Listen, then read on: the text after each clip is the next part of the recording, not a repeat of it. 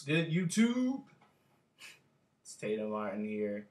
We're gonna go through a little Q&A kind of type deal, and we'll see how it works. But maybe we may try to do this every Sunday. It's usually a down day for me, uh, kind of like my rest and relaxation day, or spend time with the girlfriend kind of day. But she's in the Bay Area,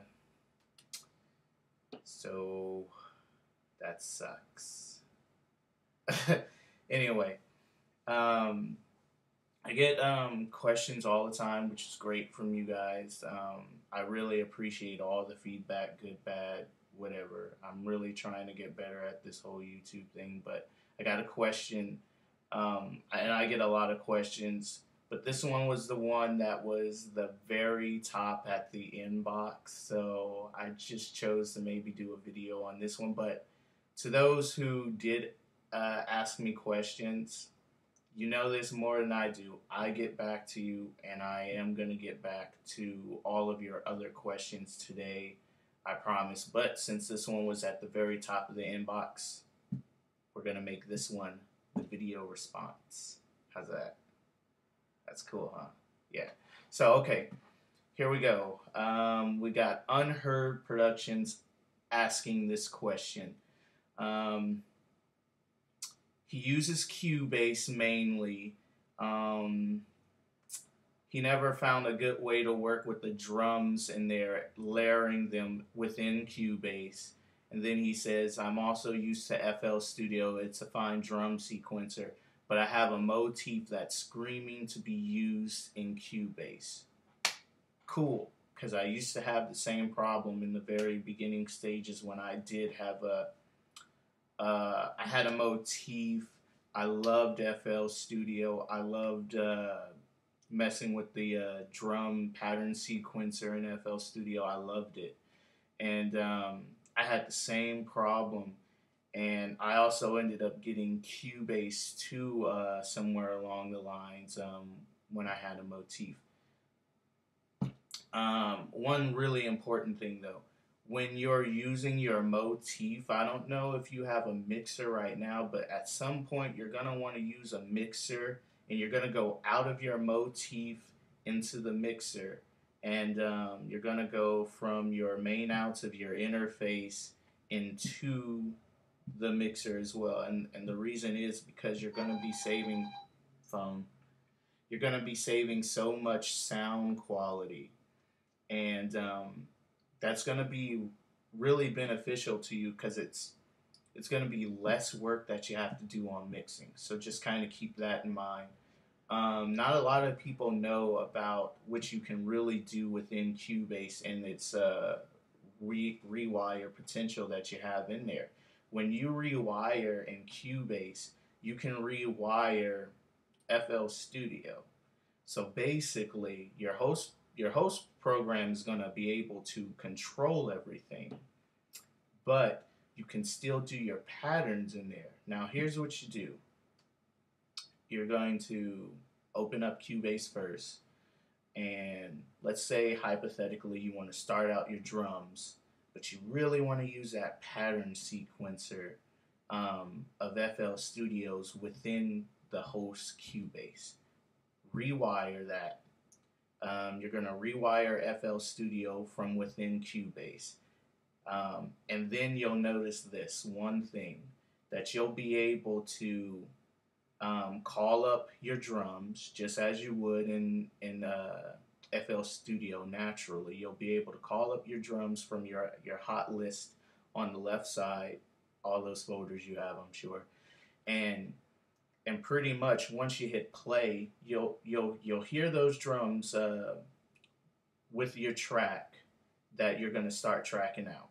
So what you do is, after you have the drums that you want, solo each individual hit, okay? Because you're not, ideally, because you're going to want to mix these, so you might as well just solo them all out, and you're going to export all those individual hits out while they're in their pattern form. You're going to export them out, and then you're just going to call them up inside of Cubase, and boom, there you go. We used to do that because we were kind of lazy back then, and we didn't, we didn't want to use our hands to make the drums, but we do that now. But it doesn't really mean that you're lazy. It just means that that's, for some people, that's the best course of workflow to take. And sometimes I do that still. Actually, I still do that. But yeah, uh, that's like the best way. That's the best way, because what you might find is, I know when I go to a lot of different studios everywhere, what they do it the really long way. What they'll do is they'll start out in FL Studio, they'll do their drums, then at that point, then what they'll do is they'll export their drums, then they'll open up Cubase, and then they'll go through the process like that. But that's a really long process. You can still do it all within Cubase. You can do it in a way where the workflow is not affected in any way possible, and that's the best way to do it. I'm telling you, it's a major time saver. I mean, even if it's like 5 minutes that it's saving you from opening FL Studio first, doing your drum sequence, then exporting it all out, then opening up Cubase. That's a lot of unnecessary work. Just open up Cubase, rewire FL Studio in there, do your drum pattern. It's all gonna be synced up. So if you hit play in Cubase, it's gonna go along with the track and your loop point that you set while you're tracking out. And at the end of it, or somewhere within your your workflow, you'll just export all those sounds out and just call them into Cubase, and there you go, problem solved. So we're gonna try to do these Q&As on Sunday, so hit me up with any of your questions. If they're FL Studio, I definitely know everything about FL Studio, that's for sure. Reason, Logic, Pro Tools. I'm Pro Tools certified. Went to school, did that. And yeah, any questions you guys have.